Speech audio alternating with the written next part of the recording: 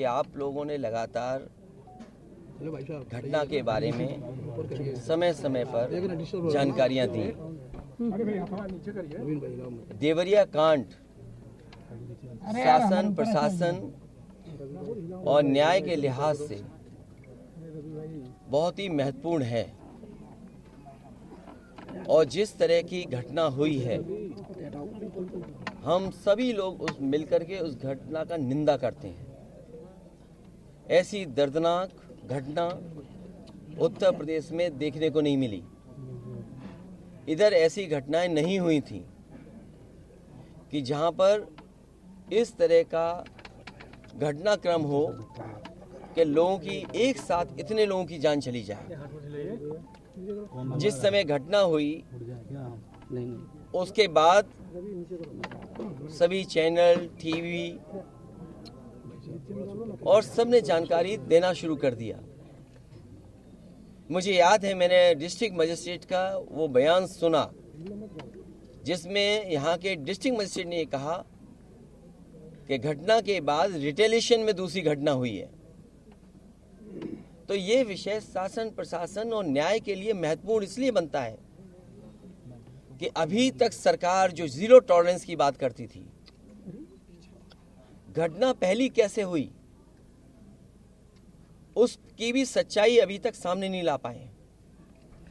प्रेम यादव का मरना, उन्हें घर बुलाना, उसके बाद किसी धारदार हथियार से जान ले लेना, उसके बाद आसपास के क्षेत्र पे ये सूचना मिल जाना कि उनकी जान चली गई, लोग गए और उसके बाद ये घटना हुई। मैं मौके पे घटना में पहुंचा हूं, देखा है मैंने उस परिवार के रहने का और उस परिवार में जो घर बना वो मैं देख करके आया हूं। वो घर और ये घर जहां प्रेम यादव थे दूर था।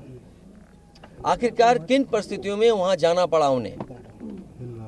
क्या वजह थी कि सुबह ही सुबह वो मौके पे चले गए? अगर किसी की नीयत मंशा ये थी कि उसे हमला करना है या उसकी नीयत और मंशा ये होती कि उस पर हमला होगा तो वो तैयारी से जाता, किसी भरोसे के साथ, और अपनी मोटरसाइकिल से यहाँ से वहाँ प्रेम यादव पहुँचे। उसके बाद उनकी जान ले ली गई। मैं यही कहना चाहता हूँ इस मौके पर, मुख्यमंत्री जी का गृह जनपद है, मंडल मत बोलिए क्योंकि दूसरा जिला बगल का जिला भी घर मानते हैं। देवरिया, गोरखपुर, कुशीनगर, महाराजगंज, वो अपने आप को दावा करते हैं कि वो घर है उनका और जनता ने वोट भी दिया उन्हें। लेकिन जीरो टॉलरेंस वाले लोग इस तरह की भेद फैलाएंगे, इस तरह की घटना होने देंगे और फिर उसका राजनीतिक लाभ लेना चाहेंगे आप। ये जितनी भी तस्वीरें आई हैं जो बीजेपी के नेताओं की आई हैं, तस्वीरें मैंने देखी हैं और लोगों ने चर्चा की उन तस्वीरों को देख करके, बीजेपी के लोग घटना से राजनीतिक लाभ लेना चाहते हैं। मैं उन्हीं बीजेपी के नेताओं से पूछना चाहता हूं कि जिस समय विकास दुबे उसकी गाड़ी पलटा करके इनकाउंटर किया था तो क्या उसके परिवार के लोगों से आपने गले लगाया था, गले मिलने गए थे आप? और याद कीजिए वो जगह कानपुर देहात की जहां एक पिता के सामने उसकी पत्नी और उसकी बेटी की जान ले ली बुलडोजर ने आग लगा करके।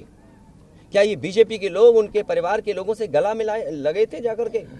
और मुझे याद है जब उसका परिवार का बेटा डीएम आवास में धरना दे रहा था ठंड में, उसके पूरे कपड़े उतरवा करके पुलिस ने पीटा था, उसको मारा था। उत्तर प्रदेश के लोग वो घटना भी नहीं भूलेंगे कि जहां पे एक आईपीएस ने एक ब्राह्मण परिवार की जान ले ली थी। आईपीएस उत्तर प्रदेश नहीं रह पा रहा था, भगोड़ा बन गया था, अंततः उसको जेल जाना पड़ा। तो बीजेपी के लोगों से मेरी यही सलाह है, बहुत छोटे लोग हैं, किसी के दुख में चश्मा लगा करके तुम दुख प्रकट करना चाहते हो, इससे ज्यादा घटिया काम राजनीति में कोई नहीं कर सकता। ये वो लोग हैं जो घटना में राजनीतिक लाभ लेना चाहते हैं। मैं तो कहता हूं अगर ये निष्पक्ष हैं और जीरो टॉलरेंस इनके मन में है अगर, तो दोनों परिवारों की मदद करें। और भेदभाव नहीं होना चाहिए। आप बुलडोजर से इस घर को डराना चाहते हैं। सवाल घर का गिरने का नहीं है, सवाल आपकी नीयत का है। और आपने अपने फैसले में ये स्वीकार कर लिया है कि आपके अधिकारी गलत थे और गलत अधिकारियों अगर नहीं थे वो अधिकारी गलत, तो बताइए आपको 20 अधिकारियों को सस्पेंड करना पड़ा। जो अधिकारी यहाँ रह भी नहीं रहे हैं, कभी नौकरी किए थे, आपने बड़े अधिकारी क्यों छोड़ दिए? आपने क्या उनकी जिम्मेदारी नहीं बनती?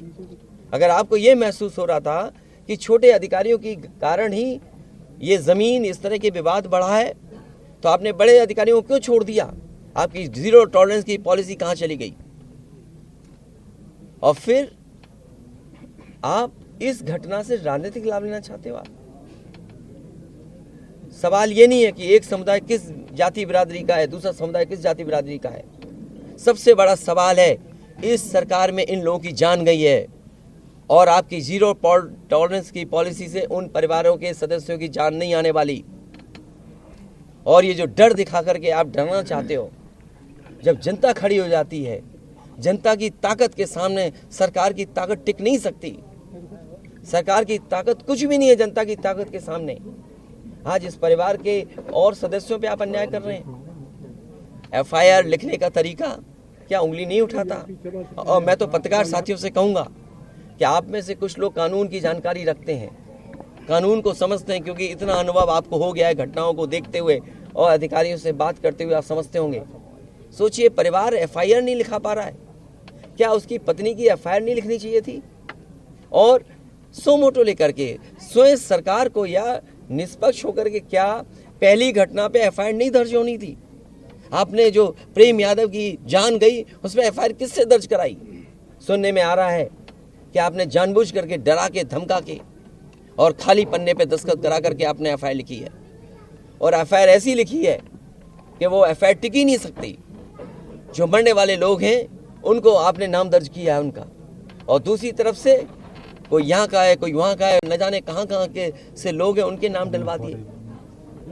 क्या आपने नाम नहीं डाले उनके गलत? जो यहाँ गांव में रहने वाले लोग हैं, निर्दोष लोग हैं, क्या उनके नाम नहीं डाल दिए आपने? अभी महिलाएं मिली उनके परिवार की, क्या उनके पतियों का क्या दोष था या उनके रिश्तेदारों का क्या दोष था? अगर कोई रिश्तेदार दूसरी जगह रह रहा है, वहां भी पुलिस जाकर के तांडव मचा रही है, आतंक मचा रही है। क्या ये जनता को नहीं दिखाई दे रहा? और फिर जब चुनाव होता है तो आप दूसरे तरह की पुलिस लगाते हो। ये घटना आ गई तो आप दूसरे तरह की पुलिस लगाते हो। क्या हमें आंखों से नहीं दिखाई दे रहा आपकी नीयत?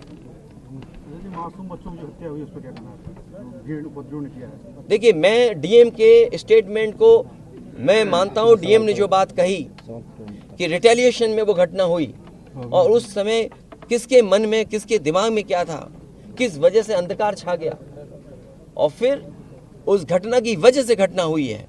और घटना वो भी गलत है, घटना ये भी गलत है। अगर ये सवाल आप पूछते हैं मासूमों के लिए, मासूमों की कभी जान नहीं जाती। अगर प्रेम यादव की जान न गई होती तो, प्रेम यादव की जान नहीं जाती तो किसी मासूम किसी की जान नहीं जाती। आखिरकार सरकार क्यों इस बात को छिपाना चाहती है कि प्रेम यादव को बुला करके मारा, और किसने मारा, धारदार से कैसे मारा? और यही नहीं, आप बताइए, सुल्तानपुर में क्या एक ब्राह्मण डॉक्टर को ड्रिल से नहीं मार दिया? ड्रिल से, क्या ड्रिल से नहीं मारा? क्या उनके परिवार के बच्चों को आपने गले लगाया? क्या उनके परिवार के सदस्य अस्पताल मिलने गए?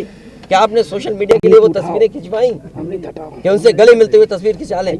मैं जानता हूँ दुख किसी के जाने का, किसी के खोने का। आज हम जरूर इस परिवार के साथ हैं या और लोग हैं, लेकिन जब वो अकेले बैठेंगे, कभी याद आएगी उनके परिवार के सदस्य की, तो उन पर क्या गुजरेगी? सोचिए आप। यहाँ बेटियां उसकी छोटी छोटी, क्या बुलडोजर चलेगा? ये जनता रोक देगी बुलडोजर को। और सवाल ये नहीं है, सवाल ये नहीं है, सवाल ये नहीं है। एक मिनट, यही रुक जाइए ना सवाल। अरे भाई, मैं बैठा हूँ, ये जो बुलडोजर चलाने की भाषा है, जो बुलडोजर चलाने की संस्कृति है, ये मत समझिए बुलडोजर में दिमाग नहीं होता है। अगर बुलडोजर न्याय देने लगा तो अगली सरकार भी यही करेगी। इसलिए मैं सोचता हूं कि अगर आप योगी हैं, योगी की परिभाषा यही है, दूसरे का दुख अपना दुख समझें। आप अपना गिराते हैं तो मुआवजा लेते हैं। आपकी किसी की हिम्मत हो अगर ये बात की, कि उन्होंने अपनी बिल्डिंग गिराई और कितने करोड़ मुआवजा उठाया। अगर आप इसे बुलडोजर चलाना चाहते हो तो उतना ही मुआवजा देना जितना मुआवजा आपने खुद लिया है सरकार से। देवेश जो सर कल देवेश से मिलने वाला था, परिवार से मिलने गए, दुबे परिवार से मिलने गए, वहाँ एक भी सदस्य नहीं थे। इसमें कोई क्या बात मानेंगे? नहीं, देखिए मेरी जिम्मेदारी ये है, कल तक देखिए मैं जानता हूँ नवीन भाई तो परेशान और ये बात आप भी जानते हो, और जब मैं पहुंचा हूँ तो मैंने वो बाइट भी सुनी है, एक चैनल के माध्यम से कुछ खबर आई, हालांकि मैं सिग्नल या उसके नेटवर्क ना आने की वजह से मैं नहीं सुन पाया। जो बात मुझे समझ में आई कि वो परिवार नहीं मिलना चाहता, ये उसकी भावना है और उसको उसकी बेटे की भावना नहीं हो सकता हो। कुछ ऐसे नेता हैं जो उसको समझा रहे होंगे कि तुम मत मिलना, तुम उनको नीचा दिखा दो, अपमानित कर दो। सवाल ये नहीं, हम किसी के भी दुख में शामिल होने आए हैं। इसीलिए मैंने कहा, आपने जब बुलडोजर से किसी की माँ और बेटी को जला दिया गया और बुलडोजर चल गया, आप उस परिवार के उस बेटे से मिलने नहीं गए। उस बेटे को इस सरकार ने ठंड में नंगा किया था। अरे हम तो कहते हैं उस बेटे से तुम क्यों नहीं गला मिलते हो जाकर के, क्यों नहीं मिलते जाके सरकार। यूपी में बीजेपी मैं आर्थिक सहायता इस परिवार की भी, और अगर वो परिवार कहेगा तो मैं उस परिवार की भी मदद करूंगा।